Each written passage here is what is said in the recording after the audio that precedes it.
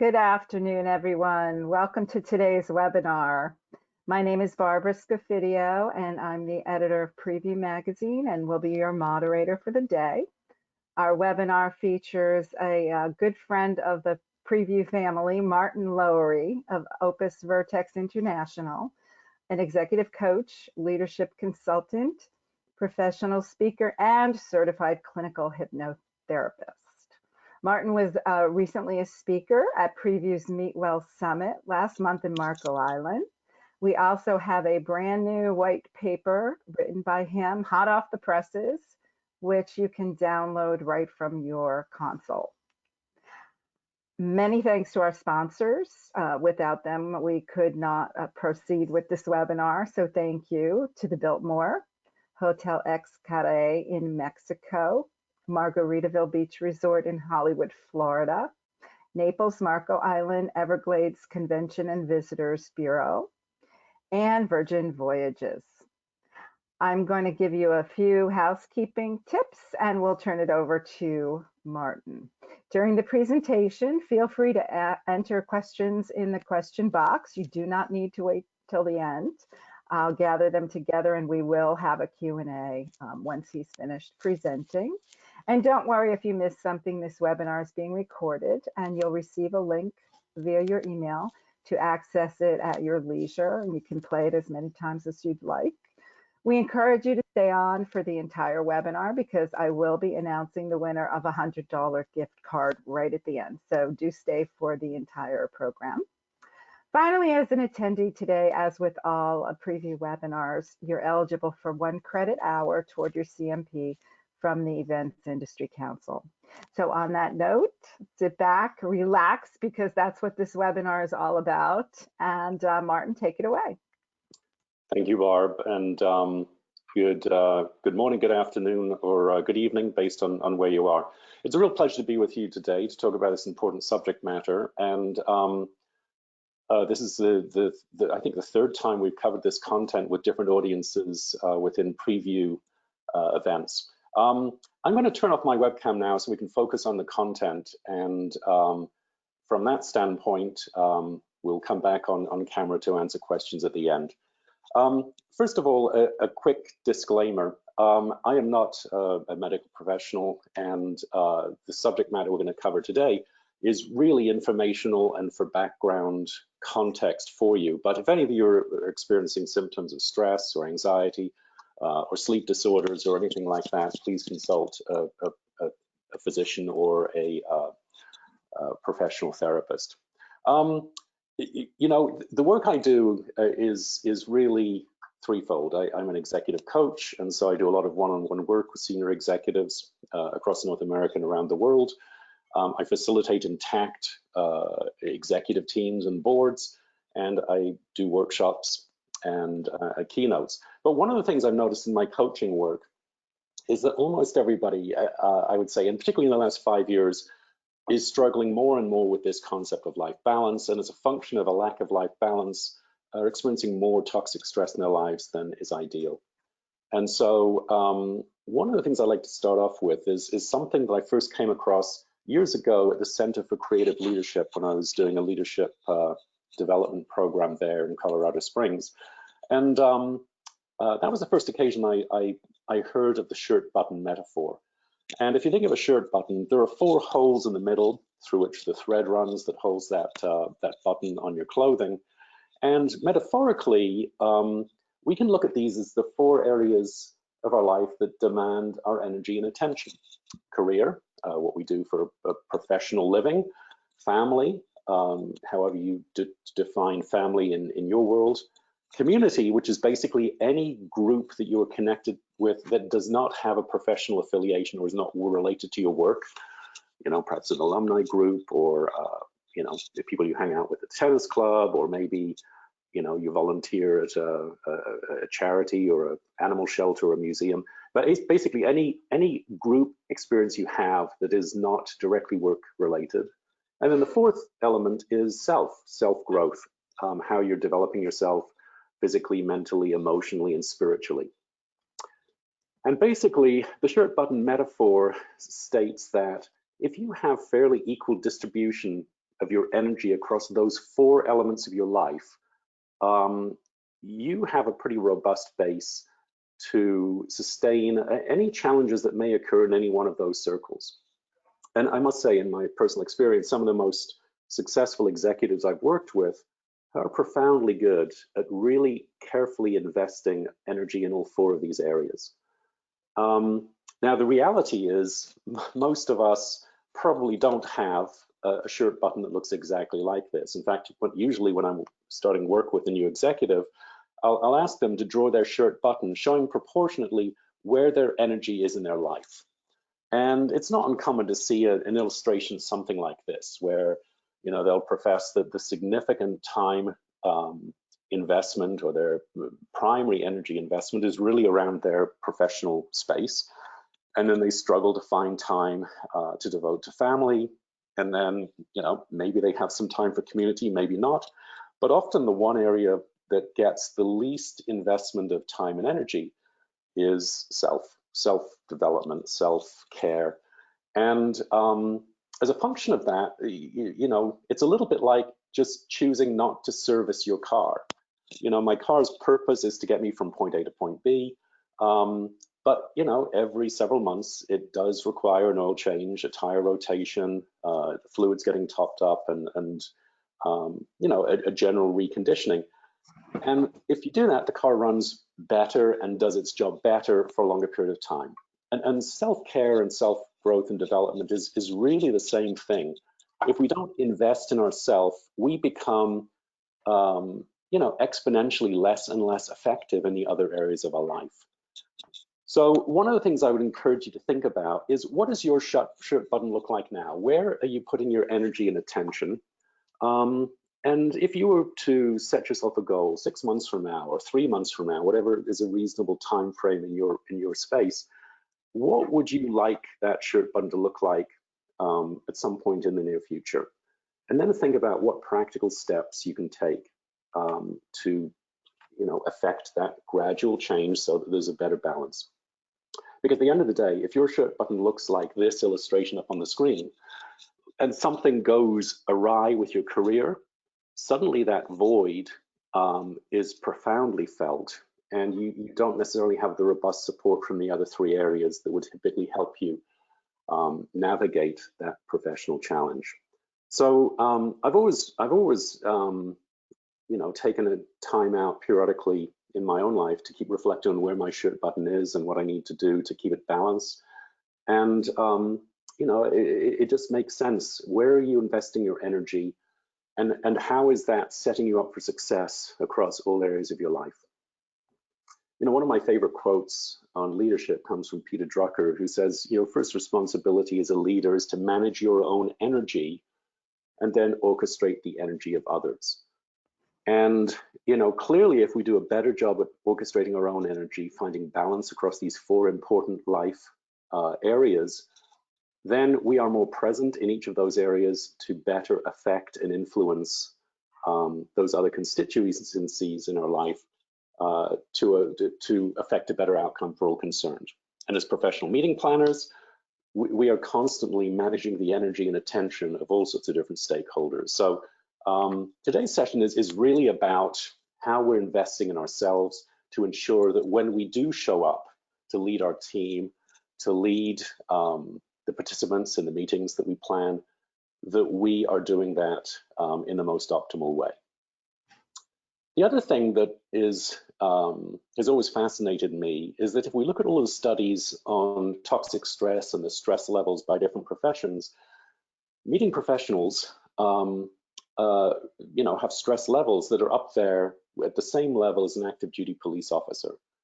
And when you think about it, there is this pervasive, subtle pressure, this subtle stress on a professional meeting planner to provide positive outcomes for so many different stakeholders with so many different specific needs.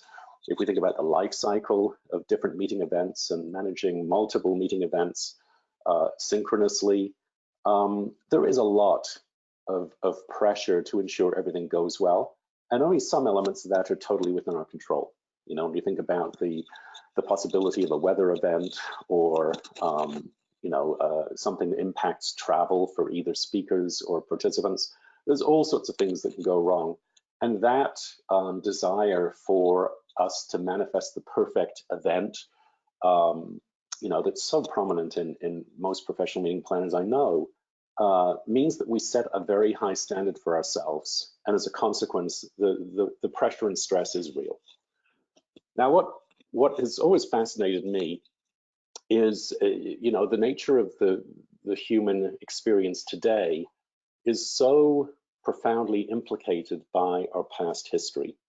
And if we think about it, Homo sapiens has been on this planet for 300,000 years. And for much of that time, roughly 99% of our time on this planet, we led a fairly simple, if perhaps at times dangerous, lifestyle as hunter-gatherers. We spent significant amounts of time in our familial groups, typically in a family clan of up to about 6 or 7 people, in a rough village community, if you like, of up to 150 people. And there was communal work done around hunting and gathering. And there were short bursts of activity for a few hours each day, and then significant downtime when we spent time, in our family units, socially bonding. And that looked like, the experience of taking care of each other, literally picking parasites off each other. That ability to groom others brings a sense of connection. If we think of a more modern day equivalent, when you get your hair done, most people find that experience very relaxing. There's somebody caring for you. The tactile element of having your hair played with is typically pleasurable, and it gives us that sense of security and feeling bonded and connected with the people that are doing that work. So as hunter-gatherers, that was our immediate family, our clan, and that level of touch, that level of connectedness, and the significant hours a day that we spent in that sort of restful down state were really supportive of the general sort of health of individuals and the community. In fact, Robin Dunbar, an evolutionary anthropologist out of the UK, estimated that we probably spent 40% of our waking hours in this sort of relaxed familial state around a fire or in a cave or in some safer space. And if we think about the way we have evolved, a physiological and mental way, the physiology of evolution is very, very slow.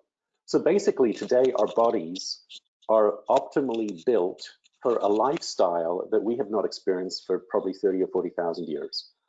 We are built to experience significant periods of peace and quiet and calm and close contact with loved ones. And yet most of us spend a working day, in anything but a calm state. So if we look at the progression of mankind, hunter-gatherers for hundreds of thousands of years, living out there in the savannah, about 10,000 years ago, we hit the agrarian era where we started to see population density. We started to develop and cultivate crops. We saw the great civilizations begin to evolve 8,000 to 5,000 years ago, where we saw, significant urban density. We saw a significant shift in the nature and complexity of life. And then a couple hundred years or so ago, we hit the Industrial Revolution. And if we look at the evolution of our lives, everything has accelerated exponentially since then. 50, 60 years ago, we hit the information age, and now here we are in a space of virtual reality and artificial intelligence. And basically the lives we're living are increasingly complex, increasingly intense, and we are exposed to a significant overload of sensory input and information. So it's not surprising that many people struggle because, quite frankly, we were built for a simpler life experience. Now, you lay on top of that the research that shows that there are certain things that happen in our lives that create heightened levels of toxic stress. And you know, it's no wonder that at times we really feel like, you know, we are coping with a lot. So there are all sorts of different studies out there on the different causes of toxic stress. They disagree at times on the rank order of these, but typically the 10 causes of toxic stress listed here feature in most of those studies. You know, the death of a loved one, divorce or separation, childhood trauma or the recollection of childhood trauma, financial trouble, work-related challenges, physical injury, stressed personal relationships. If you're a parent, you know, the wellness of your children, pregnancy obviously is a natural stressor. And the other interesting one, holidays. Holidays in the sense of all of the stress that comes prior to and after a holiday as you prep for time away or recover from time away. And then at the holiday season, end of the year, the stress that comes from perhaps enforced time with an extended family that sometimes creates its own levels of stress. So there's a lot happening in our world. So what do we need to be aware of? First of all, in our hunter-gatherer space, we are wired for an alertness to what's happening around us. We have something called the amygdala in our limbic brain, and that is our alert or early warning system that's constantly scanning our environment for danger or threat. And when we perceive a threat, the amygdala triggers a biochemical shift that puts us into condition for physical activity. Of course, that worked well when we were hunter-gatherers. A rustling in the bush could mean lunch, or it could mean that we were in danger of being lunch. And as a consequence, that sound triggering a physical readiness to run or fight was very appropriate. Now, the interesting thing is, a couple of 100,000 years later, as you know, people living in the 2020 year, hopefully we're not physically threatened that often. But the interesting thing is our brain does not differentiate between a threat against our physical person and a threat against our ego. So when somebody challenges a decision you make, when someone violently or vigorously disagrees with your point of view, your brain actually reacts as if you're being physically attacked. It changes your biochemistry ready to get physical. And of course, for the most part, we don't. We stew in this biochemistry where we're flooded with adrenaline, epinephrine, we're flooded with cortisol. And of course, those things, if we are physically active, get dissipated and we return to homeostasis. But so often we get triggered and it causes this adverse reaction. I thought these data points were kind of interesting. When we get triggered, 1 minute of anger weakens your immune system for 4 to 5 hours. And what we understand is that what happens is when we are triggered, the biochemistry puts all of our energy into our muscles. It moves it away from our digestive system. It closes down the immune system. Our energy is diverted for physical activity. So if you think about a typical workday, how often are you triggered? Angered to the point you feel an emotional shift that is negative? You know, and if you are triggered a couple of times during your workday, your immune system is being closed down and your general health is being compromised. If you look at the flip side of this, a minute of laughter can boost your immune system for over 24 hours. So we're basically, you know, very susceptible to changes, both positive and negative. A significant negative shift can be impactful in a negative way for some extended period of time, but likewise, an investment in something positive like laughter or some of the other things we're going to talk about in terms of meditation, relaxation, being out in nature, a short investment in those can have a significant longer-term impact on our health as well. So what we need to be thinking about is how do we find time and balance? If we go back to that shirt button, 3/4 of those holes are really about being in a supported, relaxed, and comfortable state, whether it's with our community in a non-work related space, whether it's with our family, or whether it's investing in ourselves. So finding this life balance, finding time and energy to counteract the stress that is innate in our work is so important. If we look at the brain, and you know, for about 3 decades, I've been fascinated by what we learn from cognitive and neuroscience about the way we're wired and how we can apply that in a very practical way in our lives. We know that our brain is in a space of working through 5 different broad types of brain activity. And we can measure these as different types of brain waves. So as I'm speaking to you right now, most of you will be in the beta brain wave state, our normal active waking state, where we're taking in input, we're engaging with our environment, and we are alert. Hopefully, there are moments in a session like this where you get some deeper insight, or there is some information integration that gives you pause, and you actually are learning at a more profound level.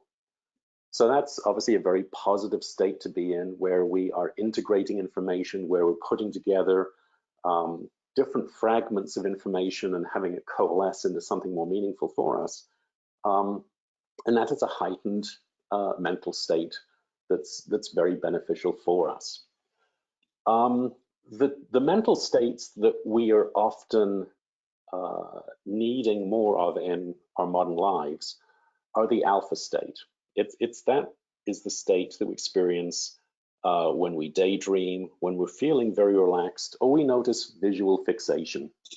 You know how those moments where you may be sitting there and you suddenly realize you've been staring into space or staring at an object, you know, with a level of focus, and you know, you're finding that a very comfortable experience. What you're doing there is slipping into an alpha brainwave state, and that's a very, you know, therapeutic state to be in. It accesses our creativity, it allows us to feel balance, and it dissipates stress. And that state is one that our Neolithic ancestors would have been in for extended periods of time every day, probably some number of hours. For most of us in the modern world, we're probably, you know, not getting anywhere near enough alpha brainwave time in a typical day. And yet the paradox is an investment in that sort of time pays off disproportionately in allowing us to be even more effective when we're in a beta or gamma brainwave state.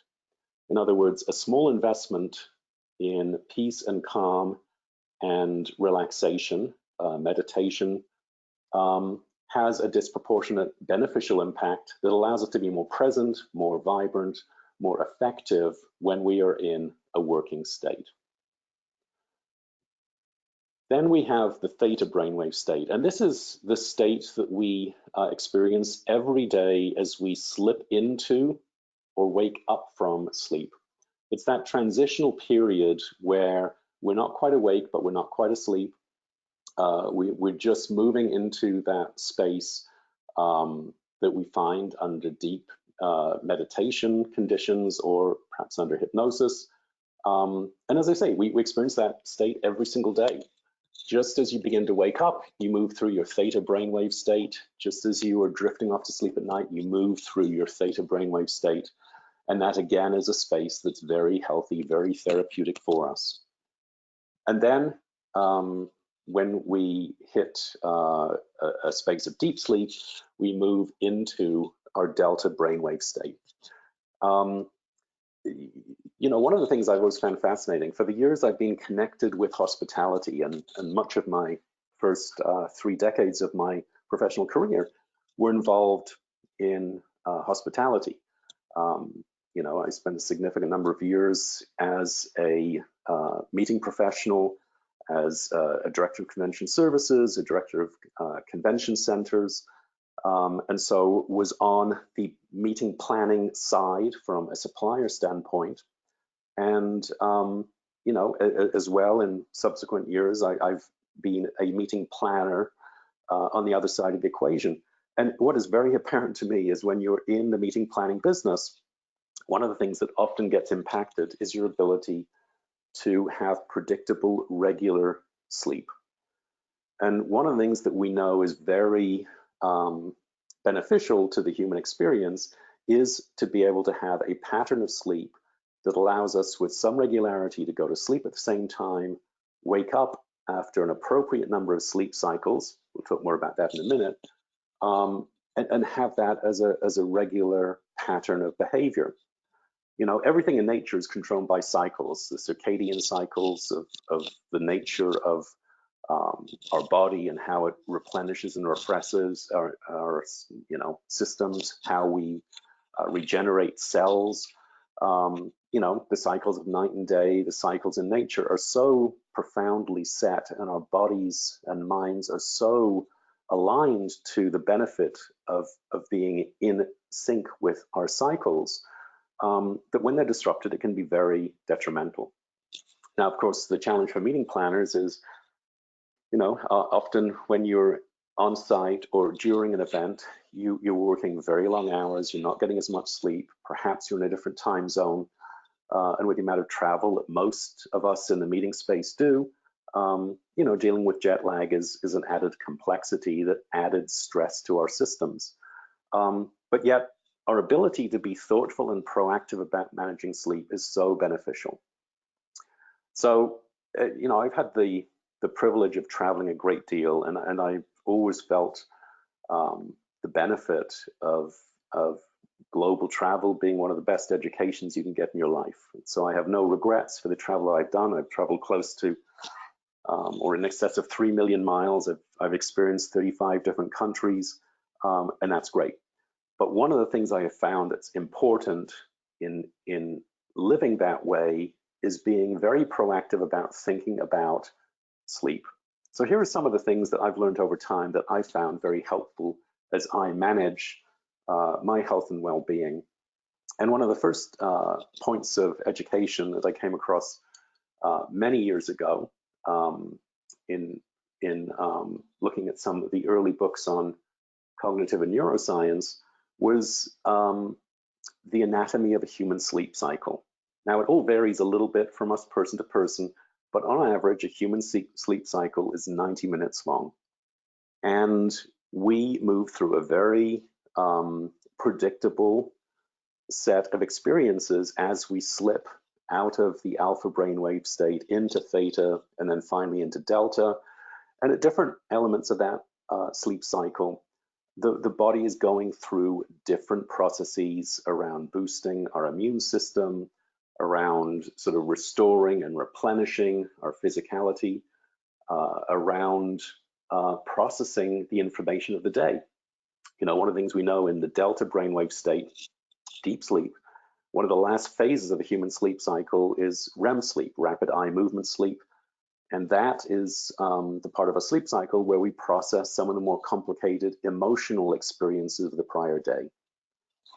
You know, in my early career, 30 years ago, I remember every night computers went into what was called a reorg state, where they basically integrated all of the new information from that prior working day, and it was sort of uploaded and locked into longer term memory. And the brain, the human brain, is kind of similar. What we end up doing is every day as we sleep, we process information from the past day, integrate it into our, you know, our brains in terms of the knowledge we have and the experiences we've had previously.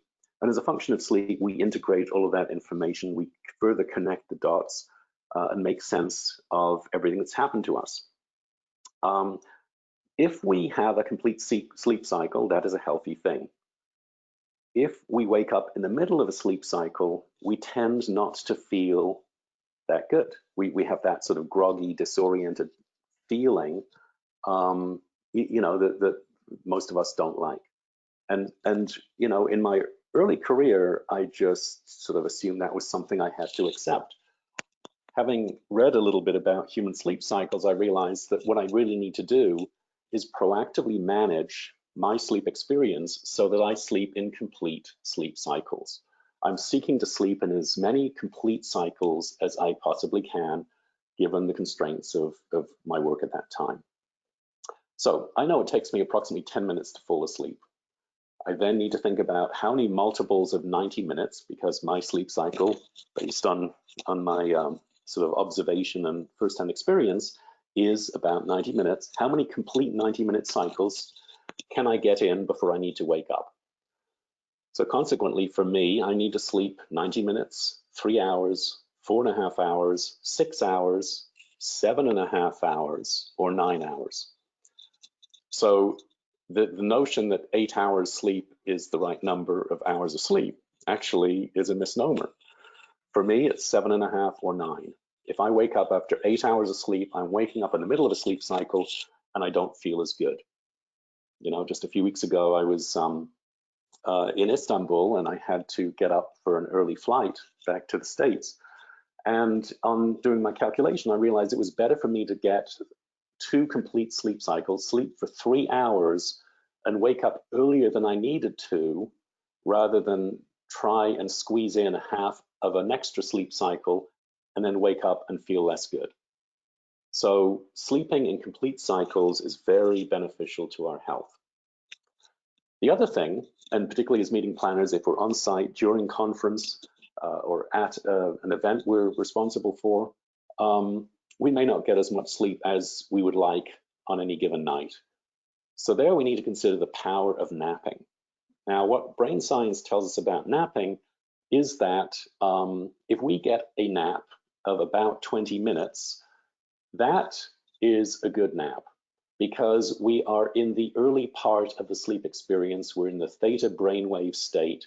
It is relaxing, it is restorative, it's replenishing.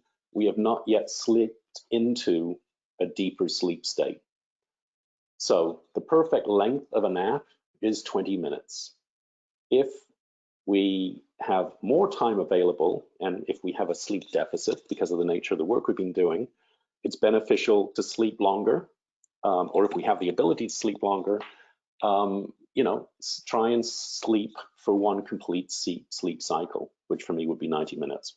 So if I have the need for a nap, I sleep for 20 minutes, or I sleep for an hour and a half. And that has been very helpful for me as well. The other thing that is kind of interesting, when we take in caffeine, and many meeting professionals I know, you know, love the help that coffee or caffeinated tea can give us to keep going during a day. It takes about 30 minutes for caffeine to enter our system. So one of the things we were talking about at the Meet Well event in Marco Island earlier this year, what has been labeled by some as the nappuccino. And that is having a cup of coffee followed by a 20-minute nap. And then as you wake up at the end of those 20 minutes of restorative nap, about that same time, the caffeine from your earlier coffee is kicking in. You have the double boost of energy that allows you to get through your day. So, you know, as with all of these things, you know, this is general information. Experiment, but I think the investment you make in proactively thinking about your sleep habits can be extremely beneficial in better managing your energy, so you can be available to manage the energy of the groups you work with. The other thing we know, it's important that you don't nap within about 6 hours of your normal bedtime, because if you do that, you begin to mess with your circadian cycle and you begin to impact your ability to get a good night's sleep. So if you're going to nap, it's got to be earlier in the day or the afternoon, and not within 6 hours of bedtime. So what else can we do to proactively manage our energy and ensure good health? Well, obviously good sleep is an important precursor. Healthy eating makes a lot of sense, but we also need to think about you know, our physical experience as well. You know, human beings were made to be far more active than many of us are able to do. So having some regular routine of physical activity can be extremely beneficial, particularly if we're feeling stressed or triggered. Because as I said, when we are triggered, our body is set up to get physical. And once we do get physical, we use up and return our biochemistry to a homeostatic natural state. So, some people say, well, I love exercising in the morning. Well, for the most part, when we wake up early in the day, we haven't necessarily been stressed yet. So I think in some respects, if you do experience stress during the day, thinking about getting physical exercise or activity towards the mid or the end part of the day may be more beneficial. The other thing, if we reflect on life as a hunter-gatherer, which, as I said, is the body we've inherited, movement is important, physical activity is important. Likewise, so is touch. Being connected to or close to a loved one, sitting side by side, holding hands, stroking somebody's hair, all of those things are very conducive to releasing oxytocin, the love drug, that feeling of well-being, that feeling that many of our ancestors would have experienced for some number of hours a day, which explains why when we do have the benefit of being the recipient of a massage or foot or hand reflexology, we feel really good. I mean, it's physically beneficial. It's accretive to our mental state. It's giving us that sense of connection. We are tactile beings, so the experience of being connected to animals. There's a lot of study to be showing the benefit of what stroking a loved pet does to reduce blood pressure and to put us into a relaxed alpha brainwave state. Is extremely beneficial. So for those of you who have dogs, they are very happy to participate in the experience of being stroked, which benefits both them and you. We all know dogs have owners, cats have staff. They're very demanding at times, but all the same, extremely beneficial for us to be connected to that tactile sense of touch. The other thing that is worth thinking about is how you can expose yourself to nature. Most of us live in urban environments, in built-up environments, and yet we are designed to be at one with the world. And so being in nature is extremely beneficial as well. The Japanese have the notion of Shinrin Yoku, forest bathing. It's something that's actually prescribed by doctors, that for health, you need to be out in nature for 2 hours a week or take a walk. And so, the opportunity to connect with nature, to feel the sort of natural environment around you is so conducive to the primal essence of who we are. The other thing is being in nature exposes us to tranquility, to silence, and the sounds of nature, are so innately harmonious and supportive of us that even if we can't be in nature, listening to the soundtrack of nature can be really helpful as well. Look at this study from Joe Dispenza, PhD, talking about what happens when we are exposed to just listening to the sounds of nature. So, even if you can't be in nature, having a nature soundtrack playing in the background, or perhaps while you're flying or in a hotel room or in an airport lounge, listening to a natural soundtrack of a babbling brook or bird noise or anything that is the sound of nature can be extremely beneficial to supporting mental and physical well-being.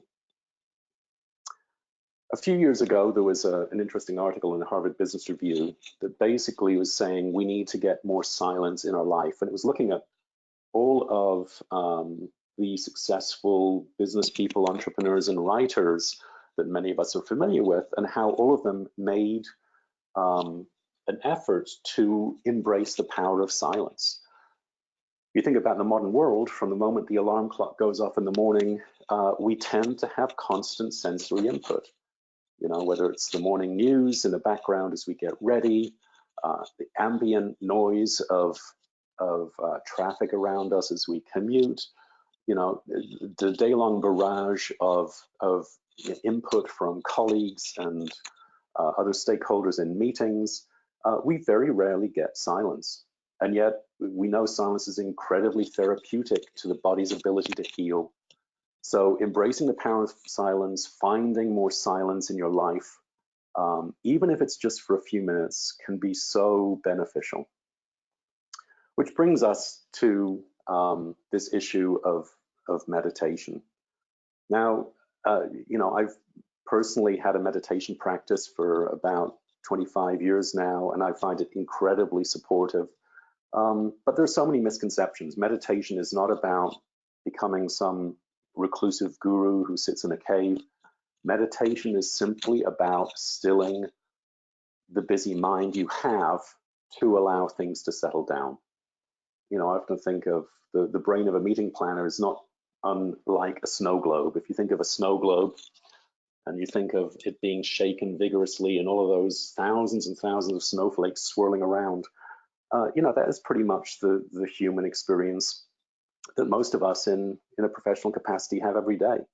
Thousands and thousands of data points swirling around our heads. Now, one thing we know about the human brain is the human brain is made to solve problems. It is not made to remember things.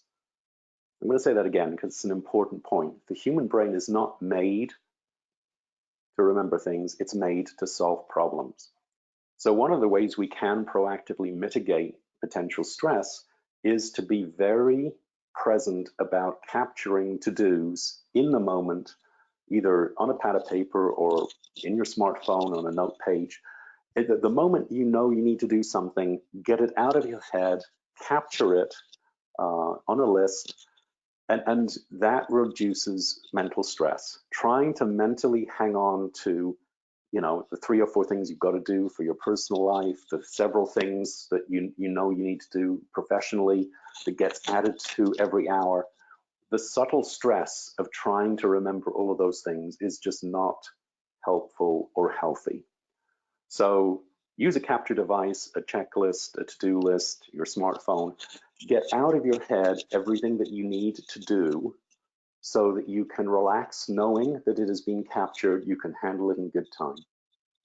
By the way, it's particularly beneficial before going to bed to download anything that is on your mind so that your brain is not preoccupied with thinking about it all night long. The other misconception is that meditation is hard, there's a right way to do it or a wrong way to do it. And the reality is meditation is just about slowing down. It is about just disconnecting from any of the particular thoughts that may be trafficking through your head and just trying to find a stillness. There's no question you get better at it with time, but you know, you don't need to be in the lotus position, you know, with cucumber slices on your eyes and yogurt dabbed in your face to you know, have this experience. You can enjoy it simply sitting in your chair in your office and just taking a few minutes to go inside. So this is a webinar, and it is not the most ideal environment, but Barb asked if we could do a little mindfulness exercise. And so what I'd like you to do, first of all, if you are listening to this while driving a vehicle or operating heavy machinery, but please stop listening now, because the last thing we want to do is put you in a place of danger. But if you are in an office environment, if you are in a secure, safe place, and if you can safely do this, what I'd like you to do is just take a moment to straighten your back, put your feet about a foot apart, ensure there's a right angle between your lower and upper legs. Place your hands on your upper legs or on your knees, and just take a moment to roll your shoulders up to your ears, roll them back as far as they'll go, and let them drop. This is a good, comfortable, secure, safe position. And now what I'd like you to do is just close your eyes, take a deep, gentle, easy breath in, Hold it for a second or two and exhale. Just let it all go. Take a second, easy, deep breath in. Hold it for a second or two and let it go. Now, as you continue to breathe gently and effortlessly, I'd just like you to imagine with each intake, you're breathing in peace and calm. With each exhalation, you're breathing out any stress, any discomfort, any dis-ease, and just letting it all go. If you have something floating through your head, a thought or an idea, just let it drift on by, a little bit like watching a twig slide on down a little stream. Just allowing everything to settle. Just feeling so relaxed, so calm. Just embracing the power of allowing everything to slow down.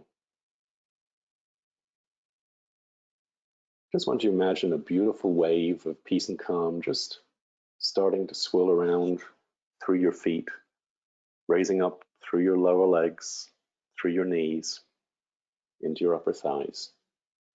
Just soothing and relaxing the musculature, every tendon, every ligament, just feeling so good, feeling so relaxed.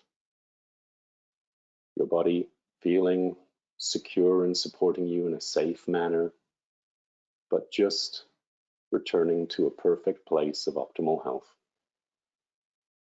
Now that gentle wave of peace and calm, moving up through your hip joints, into your lower abdomen, just allowing all of your internal organs to return to optimal health. Every exhalation, just letting everything go. Stress and tension just dissolving like ice on a hot summer's day. Now that peace and calm rising up into your upper chest, just melting any tension in your upper back, across your shoulders and your neck. Just allowing you to feel so comfortable, so centered, so calm.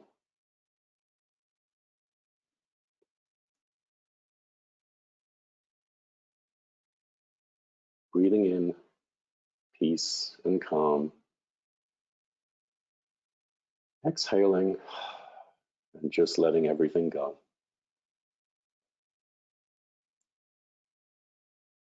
Just embracing this beautiful state, peace and calm, a state that all of us can access whenever we choose.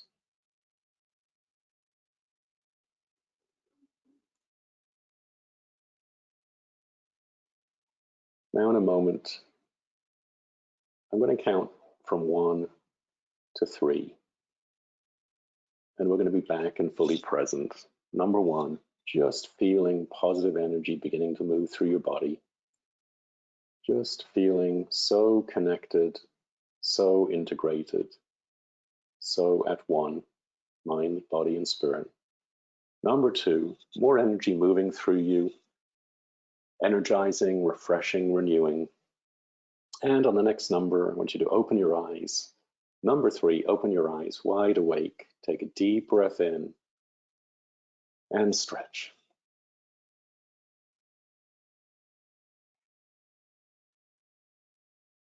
Welcome back.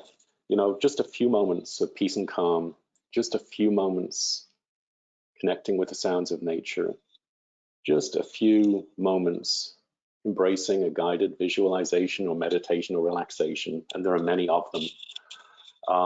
You know, search the internet, go to spoken word on Spotify. There are so many apps that offer these moments to just reconnect and embrace your inner calm.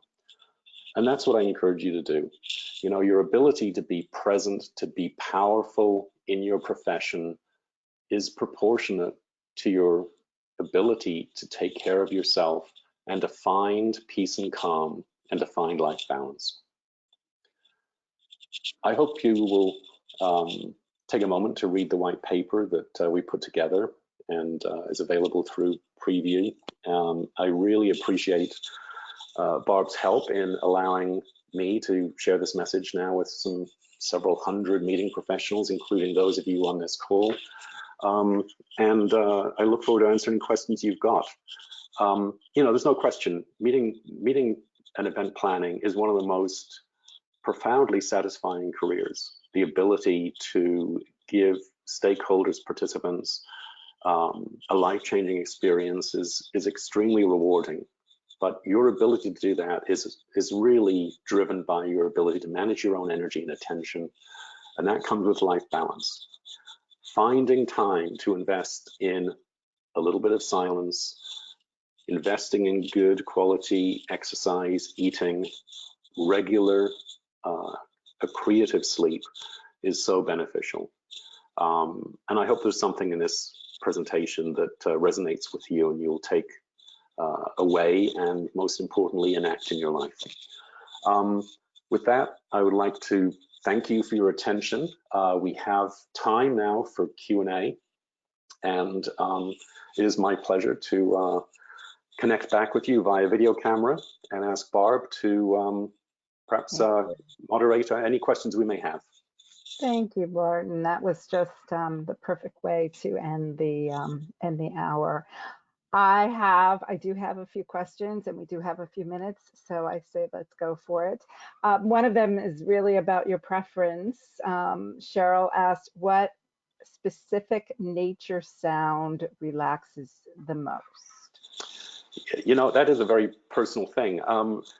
Recently, I invested in one of these headband EEG devices called Muse. And I found that very interesting because it's measuring and giving you real-time feedback in your ears as to what your brain waves are doing. And it offers different settings based on your preference. You can have the soundtrack of a rainforest or the ocean or a desert wind.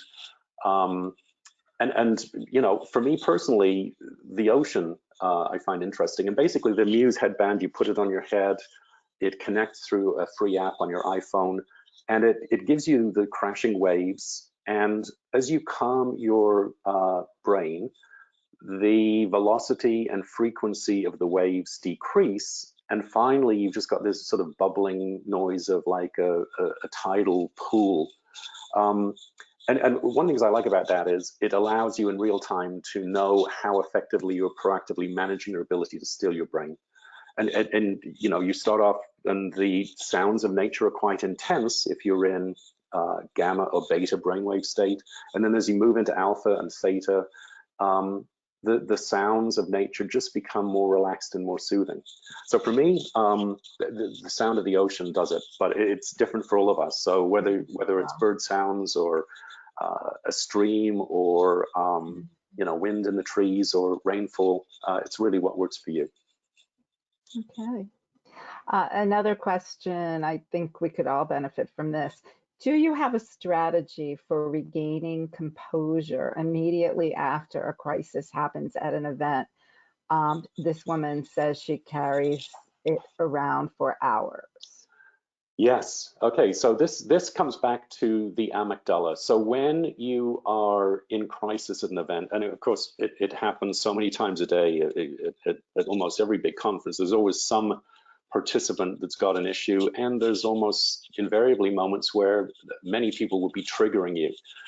The important thing is the amygdala attack, that immediate response that says, I need to be primed to fight or flee, can be managed.